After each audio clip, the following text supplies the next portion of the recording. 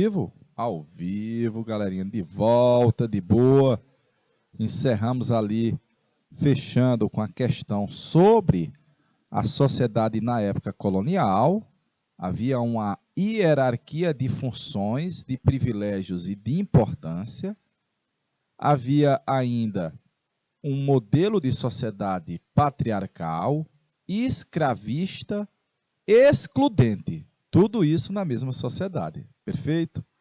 Deixa eu ver aqui. Tio, manda um alô para Barão. Alô, Barão. Alô, Barão. Eu vou chegar já já ali pertinho para ver e dar um alô direitinho. De boa? Vou pegar aqui a canetinha de volta. Vem cá, minha filhota. Vem cá, minha filhota. Vem, a filhinha de Mucura. O quadro ao lado, pintado por Debré, intitulado Um funcionário a passeio com sua família, retrata traços de um modelo familiar que se constituiu no Brasil desde a época colonial. Considerando o seu conteúdo e o conhecimento sobre a família colonial, é correto afirmar que, enquanto a galerinha vai dando uma olhadinha ali na questão, eu vou dar um alô aqui para Luiz Fernando, beleza. Barão, marido da Marceliba. Tá certo, viu? Nós vamos sim, viu? Nós vamos sim, viu? Cutuca, meu filho. Eita, rapaz. Deixa o réu na tela aí, meu amigo Nilton Mal, por favor.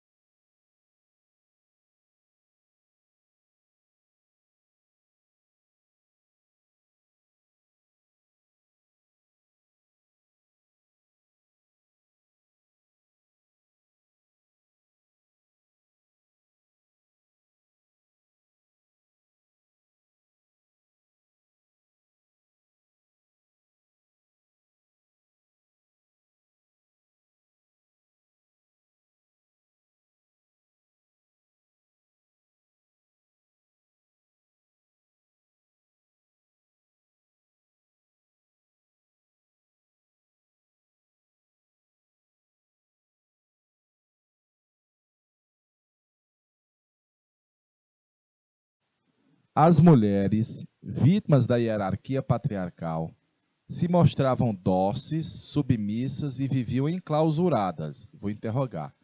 Aceitando completamente os valores da igreja? Não exatamente. Não exatamente, nem sempre.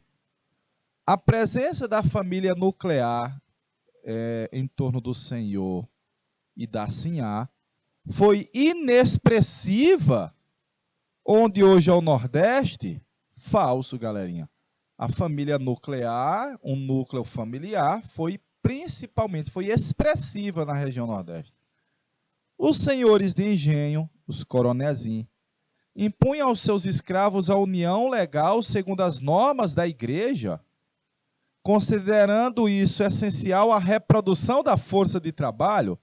Olha, galerinha, a reprodução que a gente tinha e o aumento da mão de obra dos escravos não era oriundo da natalidade, era oriundo do comércio. O modelo patriarcal, no qual o homem era provedor e garantidor da honra da família e dos seus agregados, predominou no Brasil daquela época, letra D. Predominou no Brasil daquela época, letra D de dado, viu? Cutuca mofi, rapaz. Deixa eu passar, viu? Letra D de dado, viu? Questão boa da UFRN, viu? Aí nós vamos na época que o Brasil era regência, na época já independente, veja que o Brasil independente. a escravidão foi mantida, os coronézinhos, você não está vendo nem imagens de mulheres aí, praticamente. Não mudou quase nada. A escravidão fez a independência do Brasil, mas não mudou quase nada. A escravidão foi mantida, patriarcalismo, o abismo social, a escravidão, peleja. Olha aí, ó. Manteve a escravidão, não havia democracia, domínio de uma elite. Ou seja, esse Brasil aí, que eu estou descrevendo para você, depois da nossa independência, foi mantido.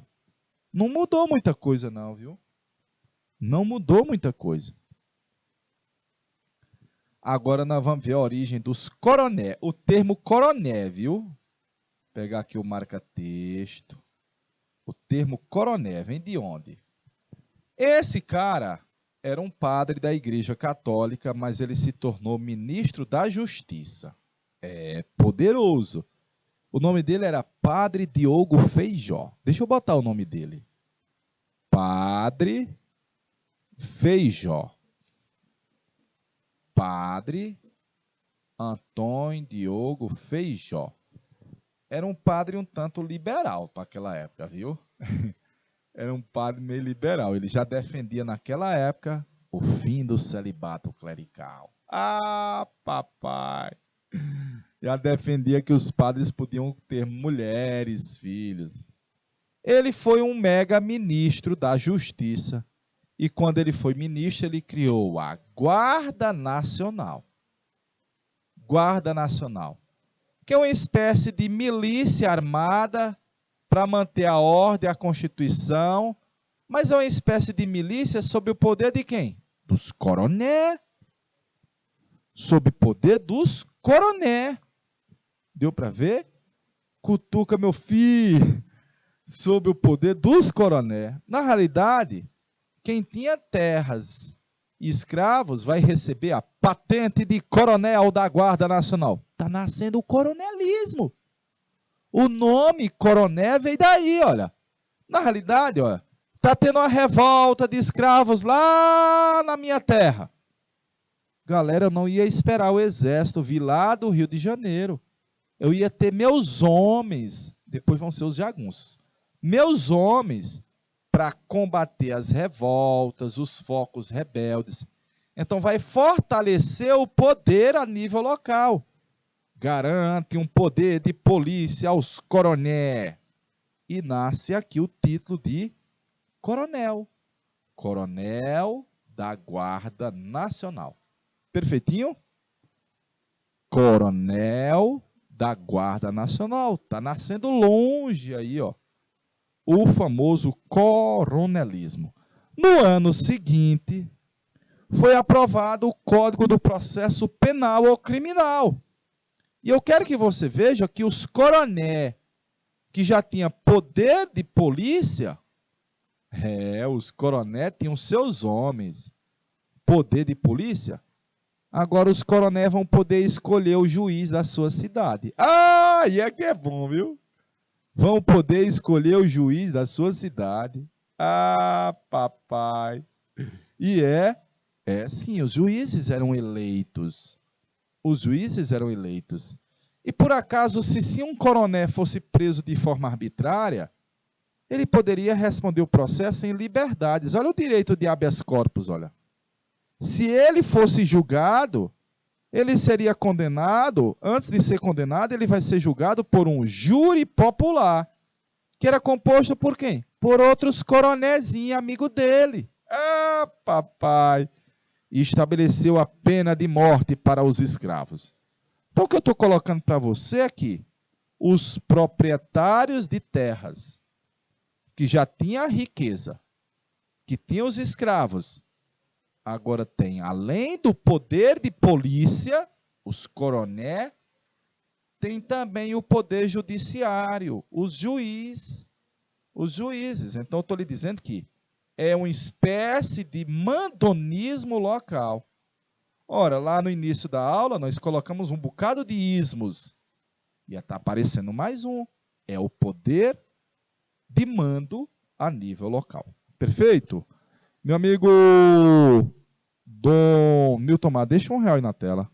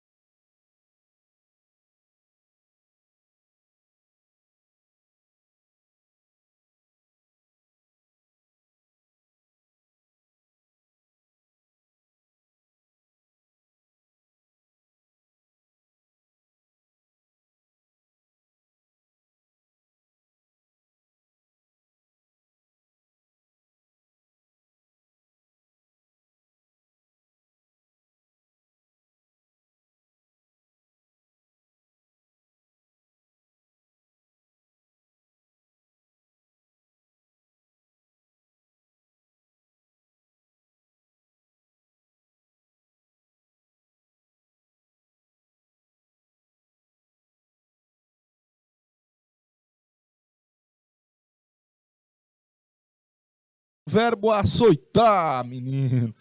Olha aí.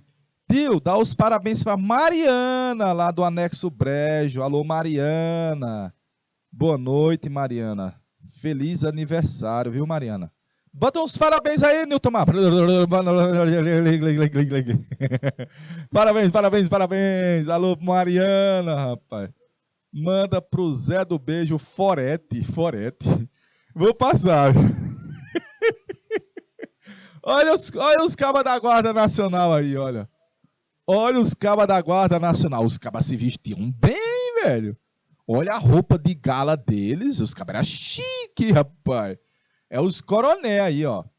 Você tá vendo o confronto dos coroné da Guarda Nacional com quem? Com os negros. Poder de coroné aos negros, velho. Aos negros. Olha aí mais imagem. É o mundo dos homens. Os homens alfas. Militares e funcionários portugueses no Brasil. mas no Brasil já é independente, mas a realidade é a mesma. A mesma. Então era um mundo dos homens, como você vê nas muitas imagens, e na época que o Brasil era império de Portugal, tinha se tornado independente de Portugal, ó, era um Brasil rural, conservador, com uma religiosidade muito forte. A guerra e a política eram espaços masculinos e as mulheres não gozavam de cidadania. Elas não tinham direito ao voto, a sociedade era machista, excludente, e as mulheres não eram vistas, eram invisibilizadas. Meu Deus do céu! Eu estou colocando isso há 200 anos atrás, olha. Era esse cenário ainda de predomínio do machismo? Era. E você está vendo aí uma mulher conduzindo a bandeira do Império do Brasil e segurando a mão a criança como se conduzindo-a para a educação e a liberdade. Mas as próprias mulheres viviam submissas. Lembrar que a nossa independência esse ano foi muito mostrado, né? A nossa independência, galerinha, teve como pessoa central primeira a princesa Leopoldina. Não fala imperatriz, que ela ainda não era imperatriz. Foi ela quem escreveu a cartinha dizendo: Pedro, meu filho, as cortes de Portugal te chamam de rapazinho. Pedro, meu filho, o fruto está maduro. Está na hora de colher. Rompa com Portugal. Na verdade, ela disse assim: Pedro, meu filho, seja homem.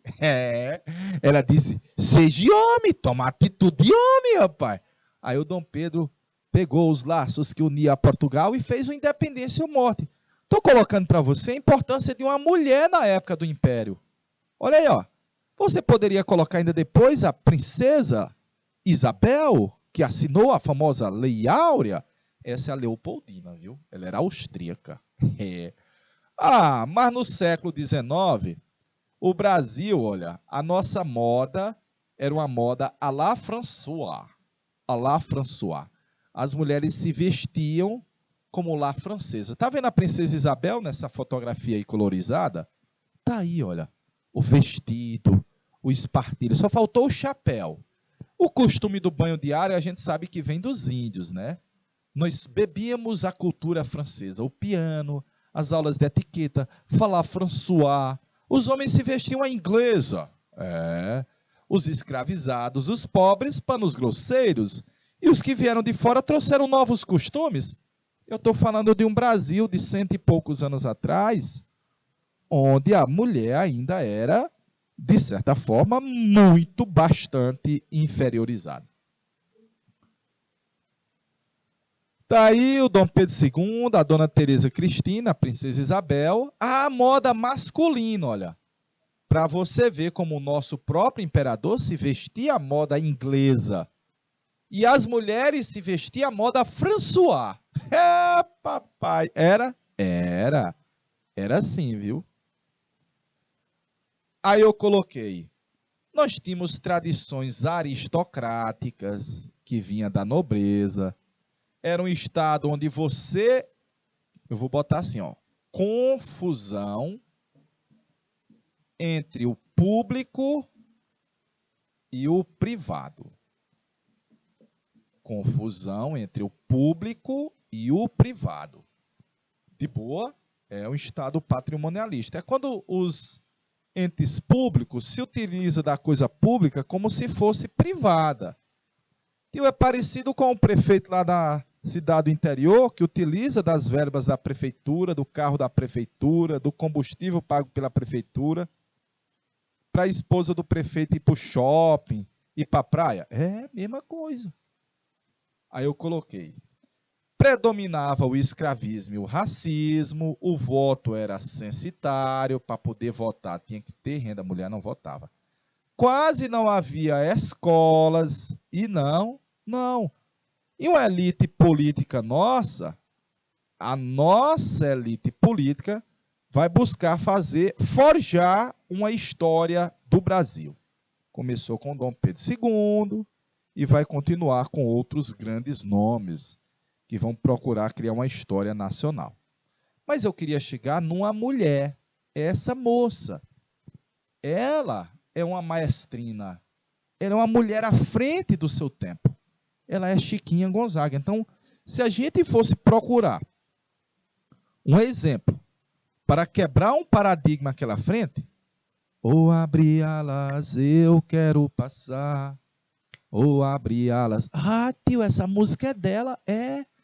Ela era uma neta de escrava alforriada, foi pianista, maestrina, casou-se, teve uma bebê, separou-se e disse: eu não preciso de um homem para poder cuidar de mim. Ah, é, lapada.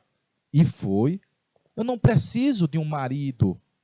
Eu posso cuidar da minha filha sozinha. Não quero essa infidelidade. Caramba, velho. E aí, olha, era à frente do seu tempo porque era um país que tinha escravidão. E ele está defendendo o fim da escravidão e a proclamação da república. Ah, tio, então ele era contra o rei. E a rainha também. Tinha uma vida boêmia. Era muito mal vista por mulheres conservadoras pela igreja. Bebia, fumava e as festas. Era uma mulher que quebrava paradigmas. Deu para ver aí? Quebrava paradigmas.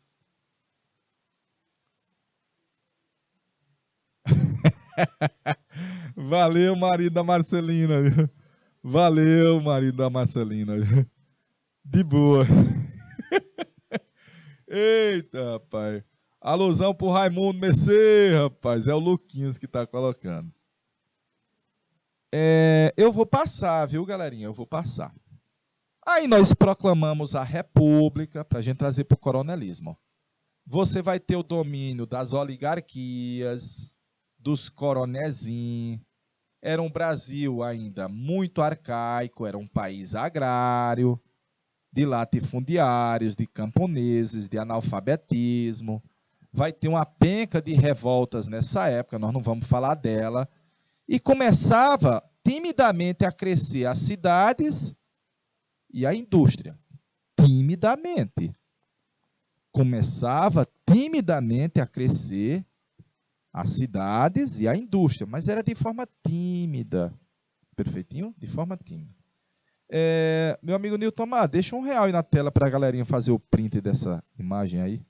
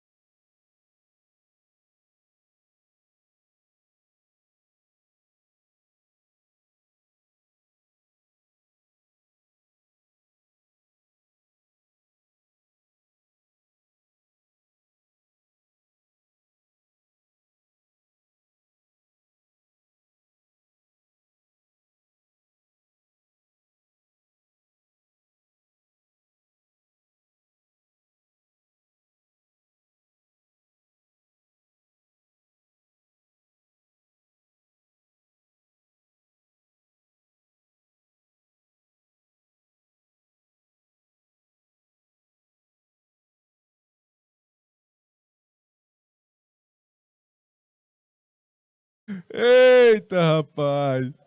De boa, galera, de boa, rapaz, de boa. Olha, nós estamos no início do século XX, já no Brasil. Alô, senhora Mariana, estamos no início do século XX no Brasil, viu? Eita, rapaz. E continua aí, ó. Olha aí o modelo, ó. Assim como na economia e na política, o comportamento feminino passou por algumas transformações. A tradicional família patriarcal, fundada desde a colonização, começa a sofrer alguns abalos. Mas tinha uma forte reação dos conservadores, que via nisso um perigo alarmante que poderia acabar com toda a estrutura familiar. E você está vendo aí um grupo de mulheres se organizando para poder lutar por direitos. Que direito? Direito ao voto. As mulheres começaram a lutar por direito ao voto. Como é o nome do direito ao voto garantido também às mulheres? Sufrágio universal. Vou dar uma dica de filme para vocês. Sufragistas. É massa, velho. Filme. Um filme mostra na Inglaterra, mas dá para você fazer um paralelo com o Brasil. Sufragistas. É um espetáculo, galerinha. É um espetáculo. De boa? Vou passar a imagem. Mas continuava predominante esse tipo de sociedade aí, ó. Esse tipo de família. Esse cara aí é o coroné. Esse cara aí é o coroné. O coronézinho, viu? Coronézinho. A sociedade da República Velha. A luta pela autonomia feminina. As mulheres operárias, as mulheres trabalhando nas fábricas, vai contribuir para a autonomia de las ninas. Elas vão mostrar que as mulheres da cidade podem executar muitos trabalhos que outrora eram exclusivos dos homens, mas tradicionais profissões delegadas às mulheres. Por exemplo, professora, enfermeira. Notadamente, as professoras, inclusive, eram proibidas de se casar, por isso que ficavam titia.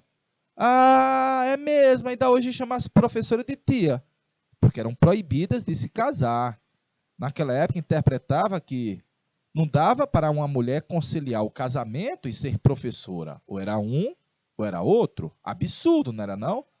Outro fator que vai ajudar um pouquinho nessa transformation é o cinema, velho. Ele traz um mundo novo. Um mundo novo. As mulheres começam a tomar contato com o mundo. Descobrem uma mulher moderna, norte-americana. Ela usava roupas mais curtas, menos panos. Ela usava o cabelo Coco Chanel. Ela fumava cigarretes. Era o sinal de uma sociedade que estava também em mudança. Mas isso era no país todo? Não, galerinha. Isso era só em algumas poucas cidades que tinham contato com o mundo externo. O direito de voto às mulheres é em 32, viu? É só em 32. Ele está colocando aqui na década de 30 e foi em 1932. Perfeito? Nessa imagem aí você já vê uma novidade. As mulheres estão mostrando parte dos ombros. Meu Deus, mas que absurdo! E na década de 30, muitas usavam as roupas que já eram de influência dos Estados Unidos. A quantidade de panos era bem menor. A lei da Primeira República reforçava a ideia da inferioridade da mulher ao marido. A mulher tinha que se casar casta. Era. Segundo o Código Civil Brasileiro de 16, esse que eu botei aí na frente, o homem era o chefe da família, era o provedor, e a mulher era considerada incapaz. Por isso, não tinha direito ao voto, incapaz para a realização de muitos atos. Até para trabalhar fora de casa tinha que ter autorização de quem? Do homem. O homem era o provedor e a mulher a cuidadora da casa. A mulher cabia a obediência total. Lembrar que esse código de 16 só foi mudado em 2002. E só foi mudado em 2002, galerinha. E foi. Meu Deus do céu. Vou lhe dizer mais uma. Essa você vê nos filmes e nas novelas. Se o homem se casasse e na noite de núpcias descobrisse que a mulher não era casta, não era virgem, se ele pudesse, se ele quisesse, ele poderia recorrer em juízo e anular o casamento. Era absurdo. Por isso que tem que mostrar aquele negócio de sangue, de lençol. É. Tinha isso? Tinha, galerinha. A lei estabelecia isso. A mulher tinha que se casar casta, virgem, pura. Senão, evidentemente, o homem poderia, se ele quisesse, recorrer em juízo para anular o casamento. Tinha isso? Tinha. Então, apesar de terem algumas mulheres já colocando, vamos dizer, as mangas para o lado de fora, mas a lei era contrária. Precisamos... Aqui os coronel. Olha quem é que manda. Ó. O padre, o policial, o coroné e os jagunços do coroné. Então, no automóvel, aí o negócio está mudando, viu? Tá nada, galerinha, olha. Era um Brasil ainda arcaico, era um Brasil rural. Aí é Teresina de 100 anos atrás, olha. Aí é a Teresina de 100 anos atrás. Olha o interior do Piauí. Olha o interior do Piauí. A economia era basicamente agrária, né? Uma economia rural. Você está vendo aí que quem está fazendo os afazeres são os homens, olha. As mulheres delegavam-se as funções domésticas do lar. Para a gente chegar na política, e você está vendo aí, ó, só é homem, tudo advogado, até chegar no Temer. Era um domínio político dos homens, do DR, tinha que ter um DR antes. Um DR é bacharel, é doutor advogado. E esse cenário que surge o coroné, o famoso coronelismo.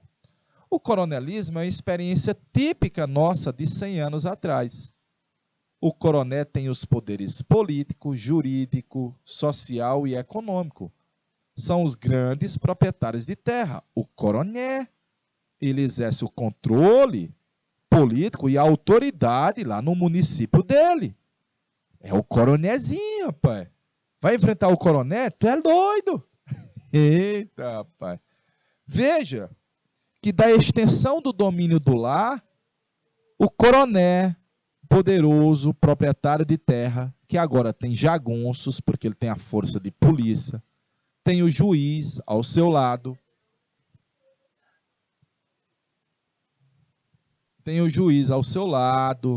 é o dono das terras, dos empregos públicos e privados. Ó, esse cara aí está levando para a cidade o domínio que ele exerce em casa. É uma extensão. É o coronelismo. Aí lembrar que a cidade se transforma numa espécie de curral eleitoral do coroné. Nilton Mar, deixa R$1 aí na tela, por favor.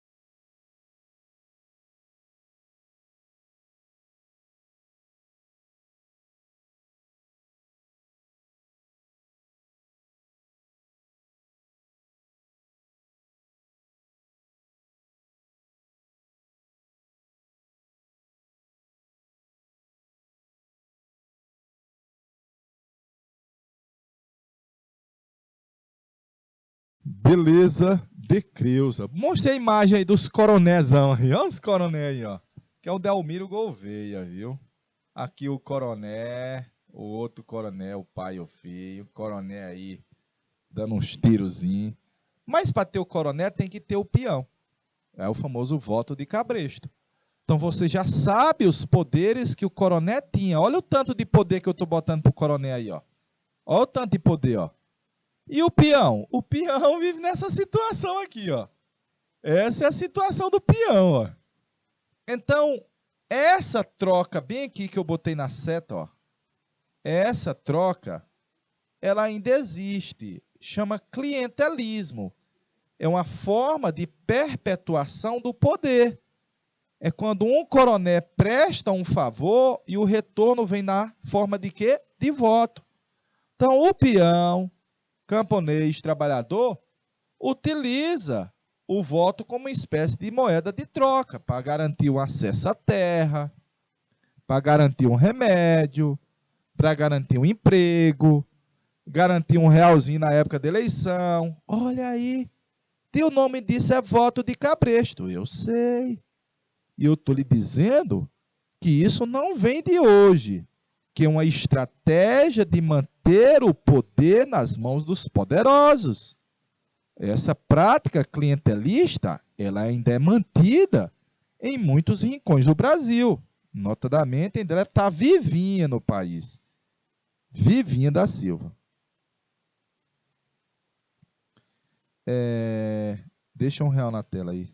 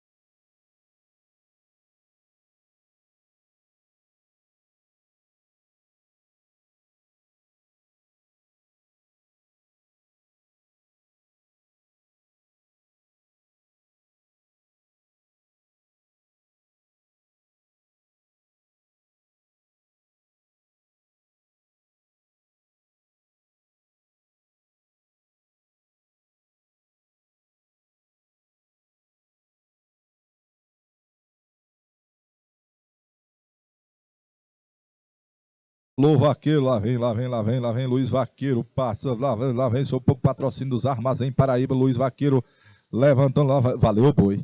Ah, papai! Eita, rapaz, representando a Fazenda Capitão Major, lá vem o Luiz Vaqueiro, valeu, boi. Eita, rapaz, e ainda tem o Cleilson Sanfoneiro, rapaz. Eita, vaquejada. Vaquejada é o esporte do Nordeste brasileiro, né? Vaquejada é o esporte do Nordeste brasileiro. Coronelismo é um fenômeno político típico, caracterizado pelo coroné ter vários poderes. O poder político, policial, porque ele tem os homens, os jagunços também, econômico, dos grandes proprietários de terra. Olha o nome coroné aí, ó. É coroné da Guarda Nacional, aquele título que eu lhe disse agora há pouco. Que ele manda a nível local. Era para ter uma figurazinha aqui. Faltou a figurazinha aí. Que ele manda a nível local, viu, galera?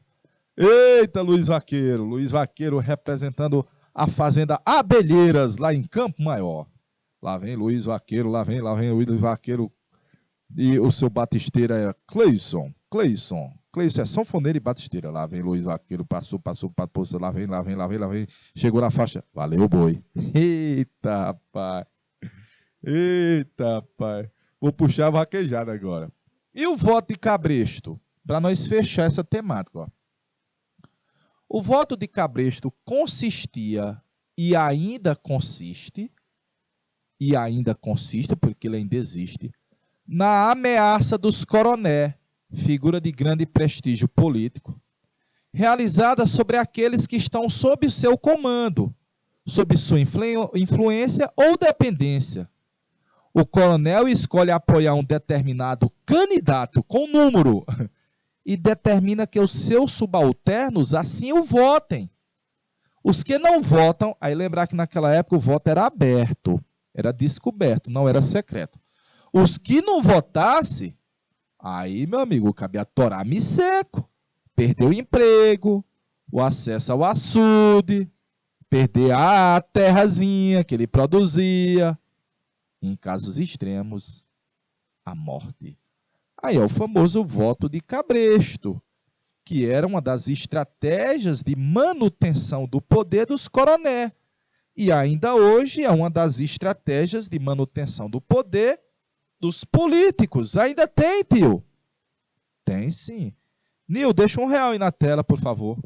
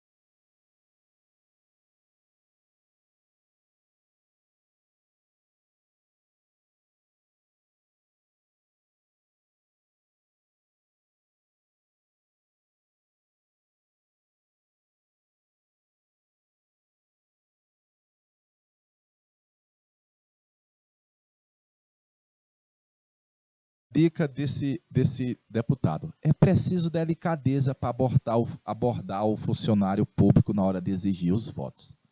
Nada de ameaça direta. Por exemplo, o prefeito chega para o secretário municipal e diz assim: Ei, eu tenho um sobrinho que é candidato a deputado. Ajude ele, por favor. Ah, papai! O secretário sabe que terá de prestar aquela ajuda. E ajuda significa votos. Ou então ele perde a secretaria. Ele repassa a mensagem no mesmo tom para todos os subordinados, até que o faxineiro da escola, da secretaria, os familiares, os vários amigos, todo mundo vai se empenhar nos votos para o sobrinho do prefeito. Isso é o que decide uma eleição. Até hoje, velho. Até hoje, viu? Massa, né não? É um texto de 100 anos atrás, mas até hoje, viu? Até hoje. Que no Piauí, quem dominava a política era o senador Marechal Firmino Pires Ferreira, o Vaca Brava, bacaninha. Mas eu estou colocando que havia modelos que buscavam questionar esse cenário. Acorda Maria bonita. Era uma mulher à frente do tempo, né? Ah, papai. Olha, tá encerrando a nossa aula. Eu ainda fazia uma questãozinha, mas eu acho que tá bom. Foi uma viagem hoje por patriarcalismo, coronelismo e fechamos agora o voto de cabresto, que é uma das formas clientelistas, na medida em que você presta um favor e o retorno é na forma do voto. De boa? Um grande abraço, um cheiro na caixa do oi. Deixa eu chegar aqui pertinho, ó. Deixar um beijinho, um beijinho, um beijinho. Tchau. Valeu, povo! Até a próxima! Uhul!